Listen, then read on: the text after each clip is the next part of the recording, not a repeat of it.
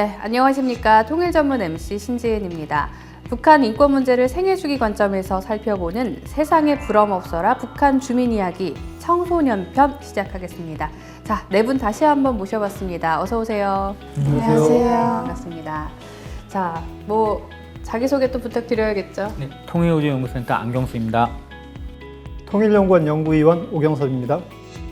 평양 출신 유튜버 나민이입니다. 함경도 출신 최윤서라고 합니다. 네. 자, 이렇게 귀한 네 분을 모시고 저희가 이야기를 나눠보기에 앞서서 사단법인 더 메신저에서는요, 이번 영상 제작을 위해서 2018년 이후 탈북하신 탈북민 30명을 대상으로 심층 인터뷰를 진행을 했습니다.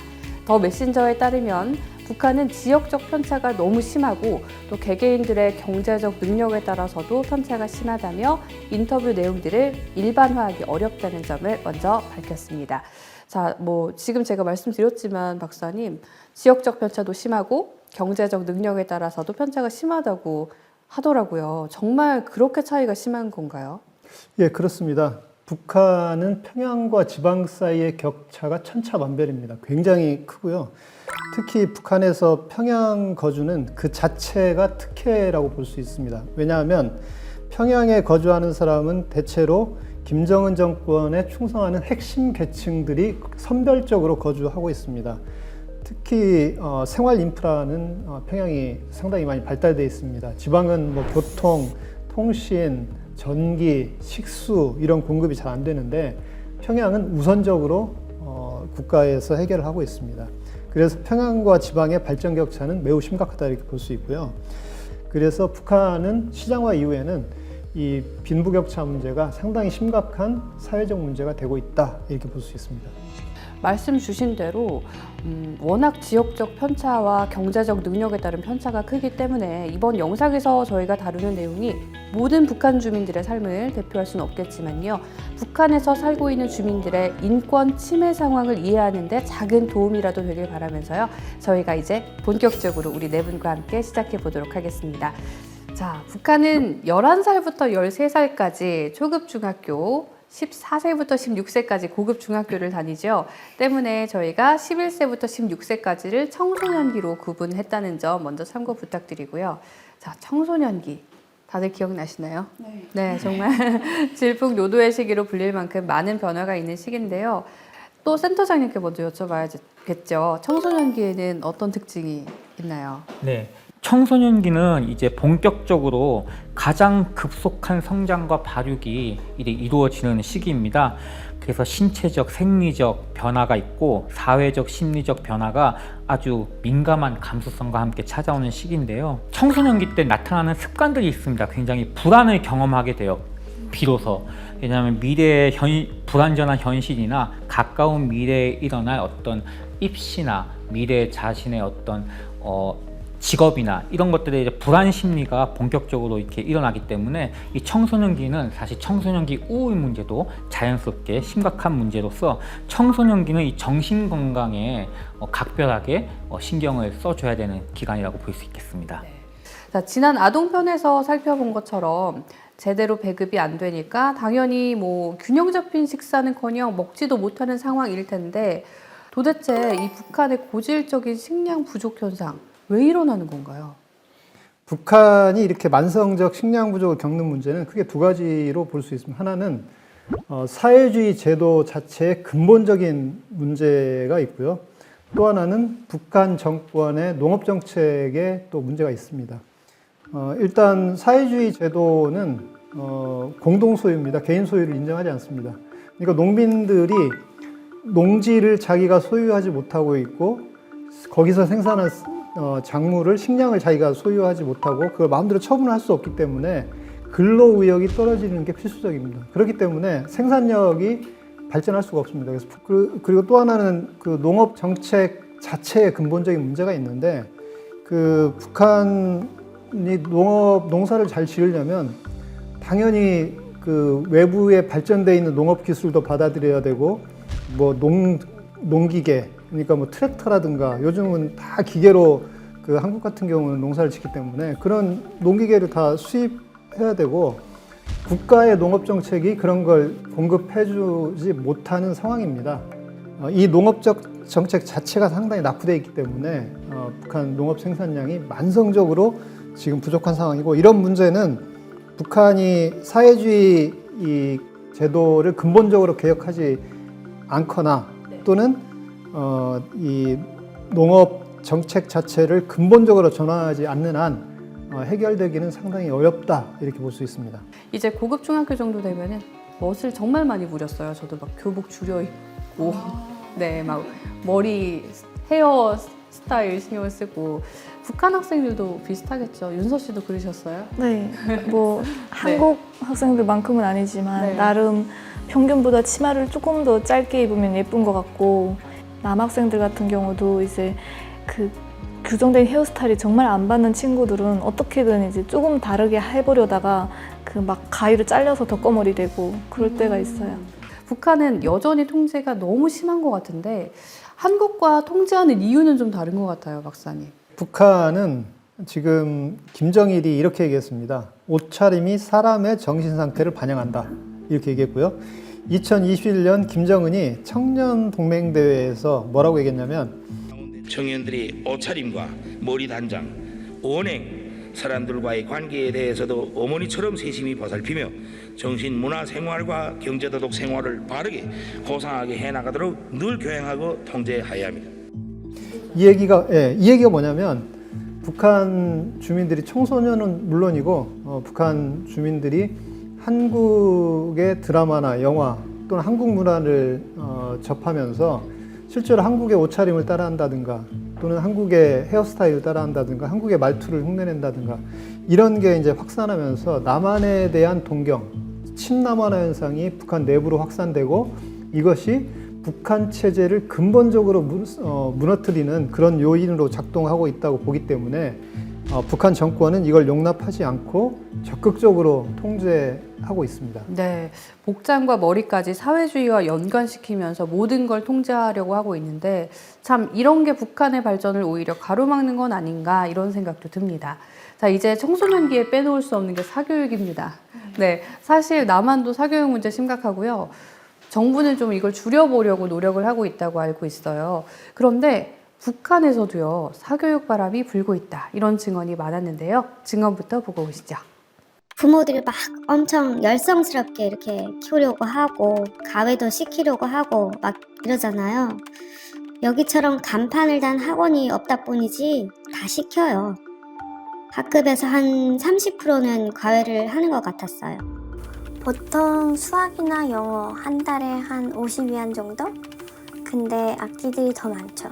성악이나 뭐 선풍금, 피아노, 기타 악기가 사실 더 많아요. 공부보다는. 가정교사를 둬서 공부 배워주는 건 도시는 엄청 그런 열풍이 센데 농촌은 그런 게 없어요. 호감이 있긴 한데 그게 농촌에서는 드문 일이죠. 거의 없는 일이죠. 증언 내용을 종합해보면, 첫째, 자녀의 출세를 위한 부모님들의 사교육 열기가 뜨겁다. 둘째, 도시와 농촌 그리고 경제력 차이에 의한 불평등이 발생하고 있다. 자, 이렇게 정리해 볼 수 있을 것 같은데, 자, 또 두 분께 넘겨봐야죠. 혹시 사교육 받아보신 적 있어요, 윤서 씨?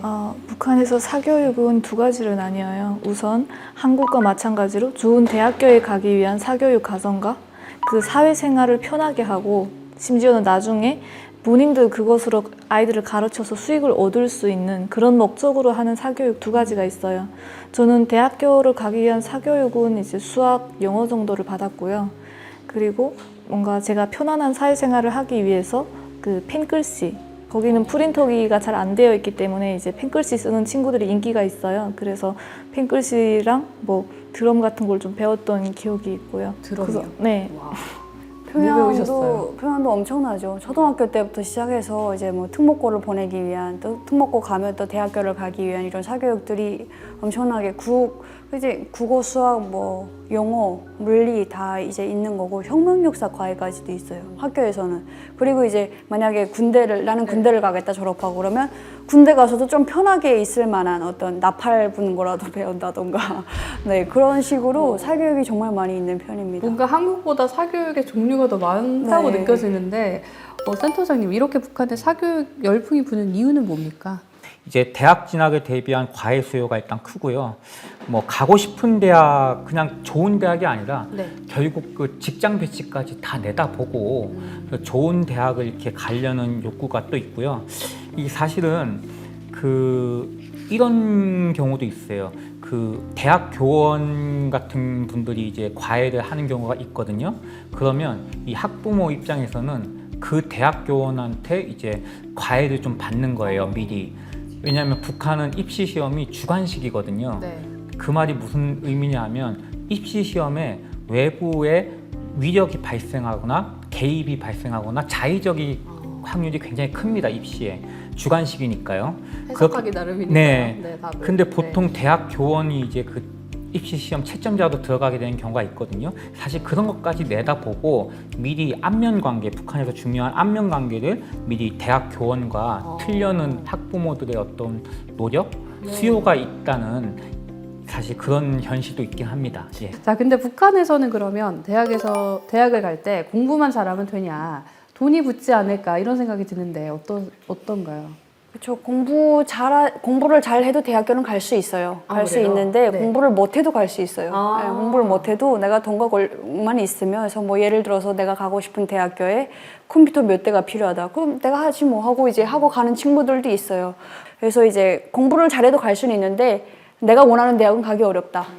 그건 분명합니다. 지방도 비슷합니다. 지방이 조금 특이한 경우가 있는데요. 이제 모든 고등학교는 대학 입시 인원 정원을 채워야 돼요. 이러는 과정에서 남학생들은 그 전체 입시생의 5%만 선발하거든요. 5% 남는 학생은 다 군대를 가야 돼요. 그래서 5% 안에 들기 위해서 굉장히 치열한 노력을 해야 되고요. 여학생의 경우는 원하면 당연하게 갈 수 있기 때문에 오히려 인원 채우기 힘들어서 쌤들이 제발 지원서 좀 넣어봐 이렇게 할 정도인데요. 이게 이렇게 하는 이유는 여학생이 대학교를 갈 경우 4년 동안 드는 비용에 비해서 여학생이 대학교를 졸업했을 때 어떤 직업을 가지고 그 비용을 회수하기가 굉장히 어렵다는 거예요. 이 여학생이 군대를 갔다 와서 당원이 되고 대학교 학력이 있으면 이 여학생은 간부로 성장할 가능성이 있지만 그렇지 않을 경우고 4년의 비용을 이제 회수하기 어렵기 때문에 여학생들은 상대적으로 가기 쉽다라고 말씀드릴 수 있을 것 같아요. 사교육도 대학 진학도 모두 돈이 중요한 사회가 바로 북한 사회가 아닌가 싶은데, 이렇게 보면 북한은 이미 자본주의 사회가 아닌가 이런 생각이 듭니다. 자, 이제 주제를 살짝 바꿔볼게요. 국제사회에서도 주목하고 있는 강제노동입니다. 이제 고급 중학생이 되면 각종 노력동원에 참여해야 된다고 하더라고요. 혹시 뭐 강제노동을 시키는 근거 같은 걸 북한 당국이 마련해놨을까요? 북한 같은 사회주의 체제는 대체로 노동자, 농민 계급을 혁명 계급으로 간주합니다. 그러니까 노동을 약간 신성시하는 경향이 있고, 이런 생산 노동을 통해서 인간이 단련될 수 있다, 혁명화될 수 있다 이렇게 보고 있습니다. 그래서 학교 교육에서도 이론과 실천의 결합을 강조하고 학습을 받고 거기에 적절한 노동을 해야 된다고 얘기를 하고 있습니다. 그래서 생산 노동에 동원하는데, 김정은 정권 이후에 국제사회에서 계속 학생들의 강제노동을 지적하고 있기 때문에 북한 당국이 학생들의 학업을 위해서 과외노동을 시키지 마라 이렇게 지시를 내려보내기도 했습니다. 그러나 현실적으로 이런 노동은 근절되지 않고 있고, 학생들은 모내기, 김매기를 비롯한 다양한 생산노동에 동원되고 있습니다. 그리고 상급 학교로 올라갈수록 동원 기간도 길어지고 그 동원 강도가 상당히 높아지고 있다 이렇게 볼 수 있습니다. 자, 규정상 3주만 노동을 하게 돼 있는데 실제로는 보통 한 달에서 길게는 60일, 그러니까 2달까지 동원된다는 증언들을 들어봤어요. 자, 또 들어봐야 될 텐데 우리 윤서 씨. 저희 지역은 농촌 지역이기 때문에 주변에 농장이 너무 많고 가끔 건설 현장도 투입이 돼요. 저는 오전 수업하고 오후 가는 횟수로 따졌을 때 최소 이제 100회 이상 간다. 볼 것 같아요. 100회 이상. 네. 민희 씨는? 뭐 딱 이렇게 날짜를 정해놓고 나가는 게 아니라 그냥 필요하다 그러면 아무 때나 불러요. 그래서 애초에 그냥 학교에 작업복이 있을 정도로 늘 그랬던 것 같아요. 근데 갑자기 궁금해지는 게, 농촌 동원을 좀 멀리 가게 되면 먹고 사는 문제는 어떻게 해결하나요? 갈 때 한 달간 먹을 식량을 다 거둬요. 식량까지? 네. 한 명이 뭐 그게 식량만 거두는 건 아니고요. 된장, 뭐 소금, 뭐 이런 거 다 거두고 30명이면 뭐 30인분 다 모아서 가져가고 그래서 처음에 한 달 이제 농촌동원 갈 때는 부모님들이 자동차 막 붙잡고 막 울고 계시거든요. 그런 가정이 있어요.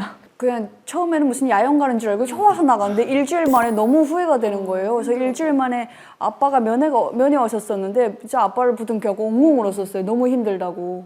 자, 지켜보는 부모님들의 마음은 또 어떨지 가늠이 안 되는데요. 강제로 일을 시키면서 먹는 것도 자체로 준비를 한다는 사실이 놀랍습니다.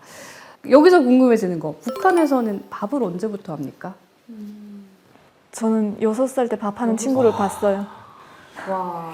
저 한 12살 그때 여학생 실습이라고 학교 과정에 처음으로 밥 반찬 만드는 거 가르쳐주는 과정이 있어요. 네, 남자들은 먹공 실습, 네. 여자는 밥을 잘해야 된다 이런. 참, 한국도 여성들의 삶이 특히 아기 키우면서 사는 여성들의 삶은 굉장히 힘든데 북한 여성들의 삶은 그 이상으로 고달픈 것 같습니다. 자, 저희가 지금 청소년들의 이야기를 하고 있는데 농촌동원에서도 경제력 차이에 의한 불평등이 심각하다 증언이 있었거든요. 보고 오시죠. 돈 있는 애들이 가면은 사람을 사서 쓸 수 있거든요. 그 마을 주민들한테 돈을 주겠으니까 오늘 나 대신 일 좀 해달라고 그럼 해줘요. 5,000원이면 큰 돈이거든요. 완전히 시골이니까 그렇게 하다 보면 학급이 다 빠져가지고 그냥 그 지역 사람들이 일을 하는 거예요. 고급 중학교부터 농촌동원을 규정상 나가야 돼요. 근데 제일 고급 중학교는 공부해야 되니까 농촌동원에서 폐지돼요. 근데 어쩌다 70일 전투하고 이러면 그때는 일주일 정도 나가요. 근데 가면 놀아요. 부모들이 농사꾼들도 보내줘서 그 사람들이 일해요. 부모들이 다 힘이 세니까. 외국어 학원 애들은 말이 안 되게 잘 살아요. 그래서 학급 전체가 사람을 사서 보내요. 한두 명이 빠지는 게 아니라 전체가. 그 애들은 그 시간에 공부하고 과외 받으러 다니고 이러죠. 자, 정말 충격적인 증언들이 많이 나왔어요. 빠진다. 이걸 빠질 수가 있다. 이게 정말 사실입니까? 그렇죠. 뭔가 학급에서 한두 명 정도는 좀 건강이 안 좋다라는 이유로 제외가 될 수가 있어요. 근데 그 제외되는 게 진짜 건강이 안 좋아서가 아니라 그만큼 선생님한테 좀 많이 이제 잘 보이다 보니까 한 달 동안 고생하느니 집에서 그냥 쉬어라 이런 식으로. 혹시 그 친구들이 그 한국말로 하면 왕따를 당하거나 그러진 않아요? 그 친구가 갑자기 전데요. 안 당했습니다. 아, 안 당하셨어요? 네, 저는 이제 농촌동원을 한 번도 안 가긴 했는데요. 네. 그것 때문에 왕따를 당하진 않아요. 안 가면 그냥 안 가는 게 아니라 제가 이제 선생님한테만 뇌물 챙겨드리고 안 가면 당연히 애들이 더 싫어하겠죠. 하지만 애들 가는데 뭐 예를 들면 뭐 쌀 두 자루 그렇게 지원하고 뭐 단가류 지원하고 이렇게 하고 안 가는 거기 때문에 그 10,000 인원 중에 한두 명 안 오는 거로 신경 안 써요. 아이들에게 일을 시킨다는 것 자체가 이해가 되지 않지만요. 이 정도면 과연 북한이 사회주의 나라가 맞는지 의심이 점점 더 들고 있습니다. 자, 그래서 마지막으로 저희가 청소년들의 진로와 관련된 이야기를 좀 나눠볼게요. 북한 청소년들은 고급 중학교를 졸업하면 크게 3가지로 정리가 된다고 합니다. 대학에 진학하거나 군대에 입대하거나 직장에 가는 것. 자, 그럼 두 분은 어떠셨는지 우리 미니 씨부터 여쭤볼게요.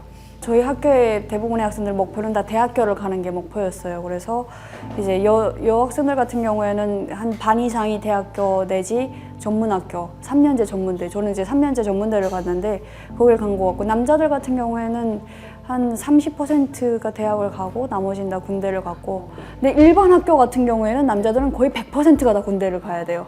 그래서 이제 거의 뭐 공부를 이제 좀 하는 친구들은 대학교를 목표를 하긴 하는데 남자들은 대부분 다 군대가 기본이다라고 이제 보시면 될 것 같아요. 윤서 씨는 저는 일단 그 당시에 제가 하고 싶은 것보다는 결혼하고도 직업으로 먹고 살 수 있는 직업군에 가고 싶었어요. 그 당시에는 교사가 그런 직업이었고 저는 사범대학을 진학했죠. 그리고 방금 전에 말씀드렸다시피 이제 진학률이 높지 않기 때문에 시험만 보고 안 가는 친구들도 많아서 저는 당연히 사범대학에 합격할 거라고 생각했어요.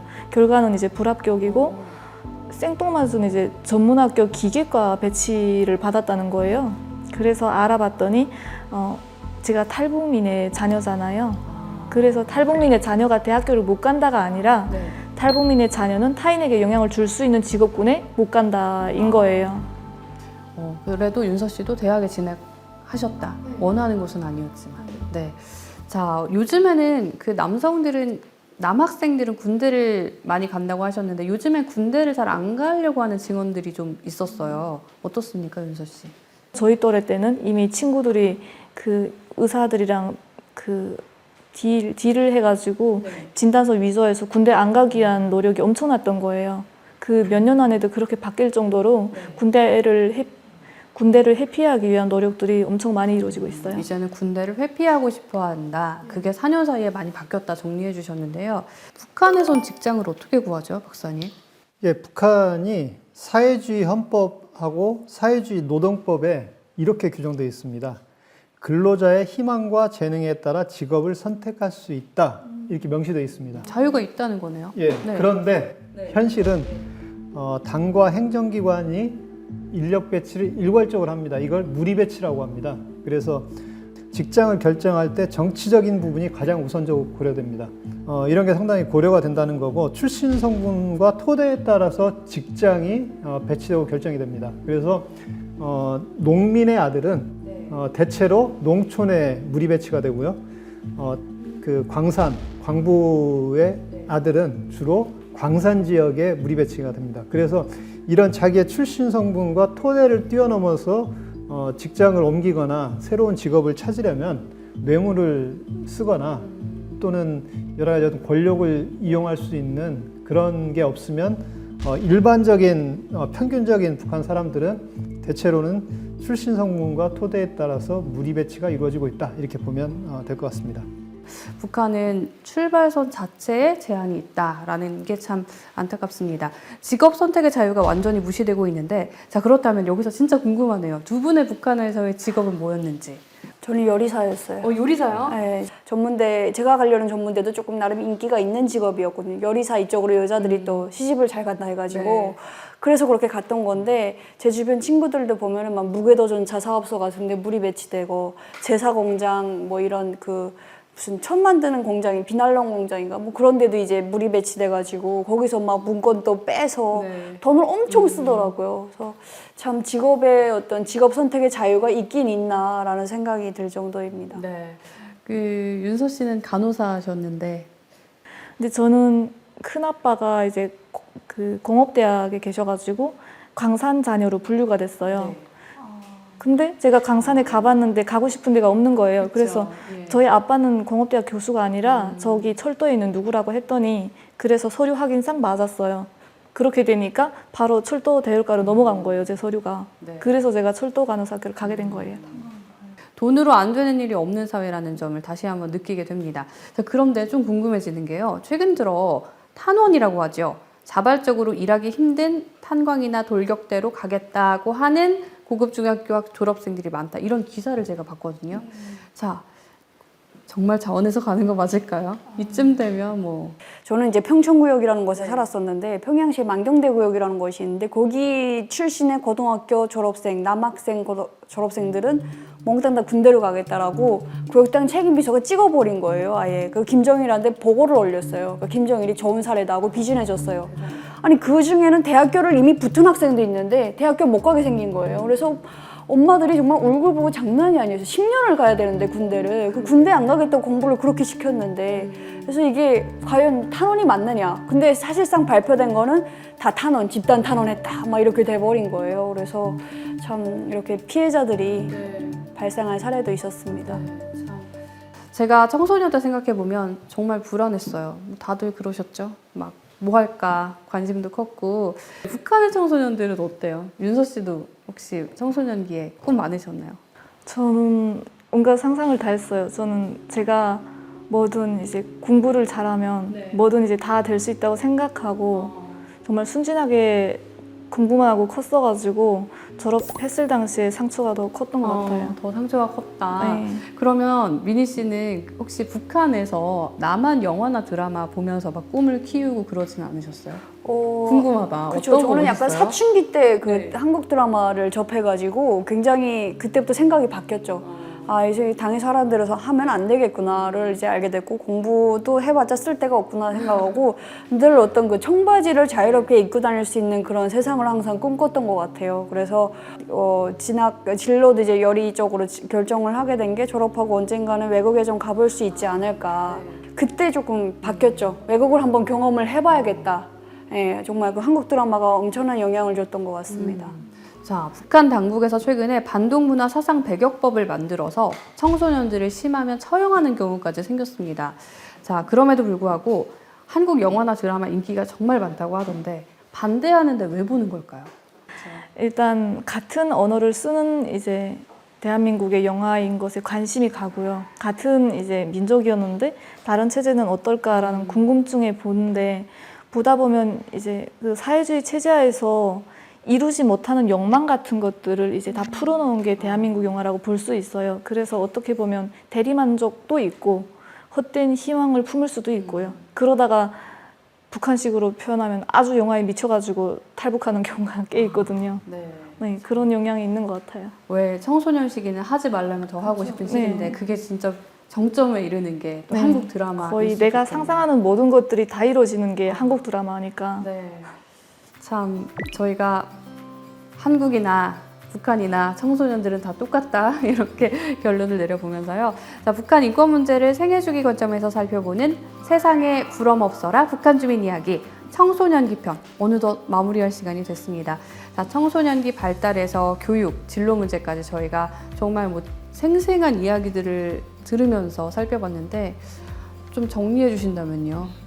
일단 청소년들에게 김정은에 대한 어떤 충성을 세뇌한다든가 또는 사회주의적 인간을 강요한다든가 이런 식의 문제들이 있고, 또 강제노동에 동원해서 교육권을 침해하는 문제도 있습니다. 그리고 이 청소년기에 공정한 교육과 기회를 제공해서 대학으로 진학하고 또는 직장인으로 갈 수 있는 그 발판을, 공정한 기회를 제공해야 되는데, 출신 성분이나 토대에 따라서 개인을 차별하고 개인의 진로를 제약하고 있습니다. 그래서 이런 종합적으로 북한 정권이 청소년에 대한 인권 침해를 해소하고 그걸 극복하고 청소년들이 자신의 꿈과 희망에 따라서 공부하고 균등한 기회를 제공받을 수 있도록 교육이 이루어질 필요가 있습니다.